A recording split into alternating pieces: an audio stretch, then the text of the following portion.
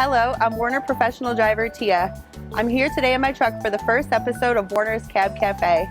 I'm going to be sharing one of my favorite meals while on the road, an Oklahoma onion burger and grilled sweet corn. So here's our ingredients today.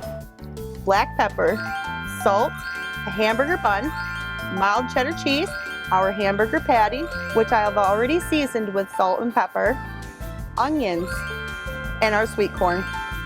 Our supplies we are going to be using are grill, we use toothpicks, and a cutting utensil. Let's get cooking. We're going to start by putting the hamburger on the grill. Next, we're going to season our hamburger with black pepper and salt. Next, we're going to be adding our onions. So we just put our onions on the patty. I'm going to dab it with a little bit of butter. It smells delicious. I'm ready because I can tell by smell. Let's take a look. I am piling on all of these beautiful onions. I want every single one of these onions to be perfectly on my burger because we're going to top it with cheese pretty soon. Another thing, while you're cooking this burger, press down on the grill periodically. It helps get that onion juice through your burger. I cannot wait till you drivers try this burger.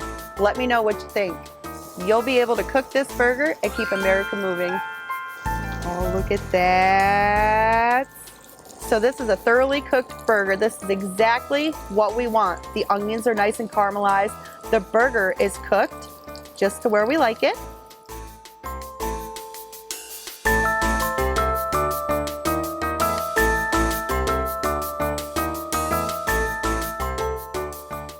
And now we're going to add our cheese. So we're just gonna let this sit here for a little while and then we're gonna plate this.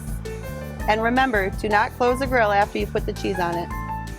The cheese looks just about done, folks. Do you hear that? The sizzling.